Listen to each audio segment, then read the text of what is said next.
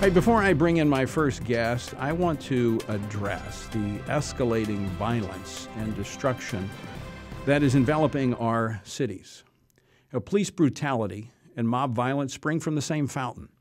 The disturbing video of a veteran police officer kneeling on the neck of a subdued subject, and thereafter the spreading wave of violence and looting in the name of George Floyd are painful. Yet these things are not surprising. Having served as a police officer, I would say that if the department approved of that tactic of kneeling on the neck of a man who was handcuffed and on the ground, there are bigger problems in Minneapolis than Derek Chauvin. The failure of the other officers to intervene would suggest to me that this type of brutality is pervasive. Now, that's not to say that all the police officers in Minneapolis are bad. I'm sure that the vast majority are there to protect and to serve. The evidence, though, would suggest Minneapolis has an administration that tolerates the abuse of power.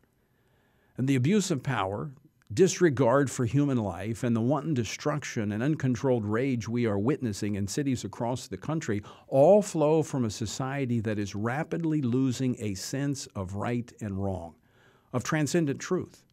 This truth deficit means justice will not be equal because it is determined by the position you hold or the zip code in which you reside. This loss of a moral consensus is not a new development. What's happened is that it has reached a crisis point in America. The foundation of America's shared morality has been under steady assault for over a half century. Leftists will convulse with disdain and rage at this assertion, but let the mockers mock. For over 50 years, we've systematically removed God from public life, the belief that He holds all people accountable for their actions and that He has the authority to do so because He is the Creator. He made us and the laws that govern creation. He gave us those laws not to crush our freedom, but to place it within wise boundaries. Freedom does not mean the right to do whatever one wants. It means we have the power to choose a good path, one with guide rails that lead and protect us. When we tear those guide rails down, chaos ensues, the kind of chaos we're now seeing. As I walked into the building last night where we reside, the rioters were in the streets. As legitimate protest turns not only to the destruction of businesses and other private property, but to the endangerment of human life itself and the wounding of our nation's soul. How have we come to a place where human lives are treated with the kind of contempt we saw when a man crying, "I can't breathe," was held down for 8 minutes until he died? Or when the potential for violence outside the White House became so great that the President of the United States was taken by the Secret Service to a protected location? Could there be a connection between the banishment of God, along with His truth from our schools and the broader culture, and the steady devaluing of human life? In the march to push God from our corporate conscience, we've left behind the understanding that life has value, not because of what it produces or where it resides, but because of in whose image it was created. Only if we recognize the reality of a God who is present in human experience and calls us not only to standards of behavior, but of heart attitudes and convictions can we keep from descending into armed enclaves of resentment and fear. Yet we now mock the idea that a personal creator is the author of not only of our rights, but our essential dignity, turning the core beliefs of our founders on their heads. Instead of self-evident truths, we now claim there is no truth except whatever is desired by each individual according to his or her preferences. Preferences, by the way, that can be changed moment by moment. As a result, episodes of police brutality and burning of cities should not come as a surprise. When you sow the wind, you reap the whirlwind. As C.S. Lewis wrote, quote, "We make men without chest and expect from them virtue and enterprise. We laugh at honor and we're shocked to find traitors in our midst," end quote. If there is an upside to any of this, it might be that in the quiet of our hearts, we will see that our cultural bankruptcy must be replaced by the richness of the goodness, truth, and beauty of the God who offers life and hope. It is my prayer that during this time of growing crisis in health, safety, racial discord, and social erosion, millions of Americans will turn to the one who alone can bring the healing America urgently needs. Joining me now with more on this topic is Ken Blackwell, former mayor of Cincinnati, senior fellow for human rights and constitutional governance here at the Family Research Council. Ken Blackwell, welcome back to Washington Watch. Hey, Tony. Well said. You know, we've watched for now decades, but it's been highlighted over the past week that, as you just mentioned, the efforts to chase God and faith out of the public square and to wage an assault on religious liberty has created an environment where human life is devalued. And now we are witnessing cities across the country that are in ruin. And the fear that took root when the stay-at-home orders went out went into effect is being compounded now by violent protesters and domestic terrorists who have abandoned reason and justice in the wake of George Floyd's killing. Let me talk about those that may be exploiting this. You mentioned some of those domestic terrorists.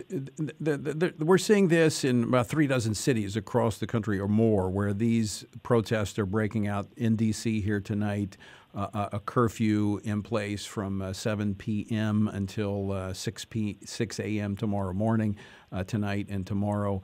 What role, and you speak to this as a former mayor, you were the mayor of Cincinnati, you also served in state office, Secretary of State and Treasurer, but as a mayor, what role do the mayors play in this? The mayors are at point. If they sit on the sidelines or if they fiddle while their cities burn, fiddle in fear, they create a context where this sort of lawlessness is accepted. And if, in fact, you cower to lawlessness or you turn a blind eye or you reward it in any way, what you're going to get is more of it. And so mayors have not only a legal and moral, they have a leadership obligation to, in fact, be on the point, on the front line to say, you know, in this contest between a culture of the rule of law versus chaos, that they are on the side to make sure that the rule of law wins.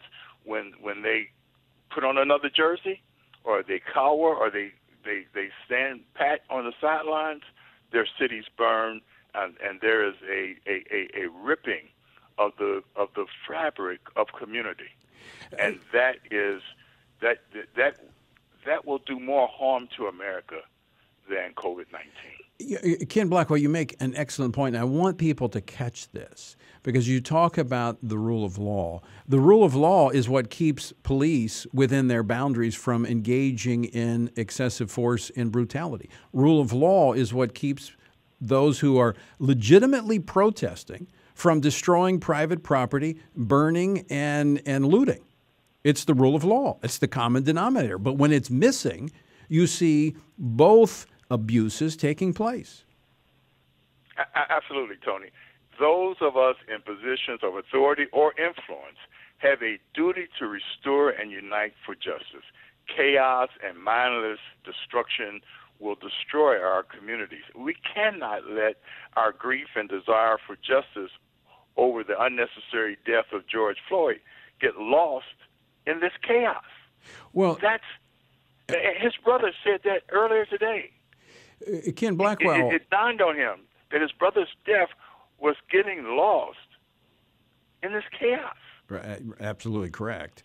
But I want you to dust off your mayor's hat and put that back on for a moment. As you mentioned earlier, they're on their tip of the spear, front line.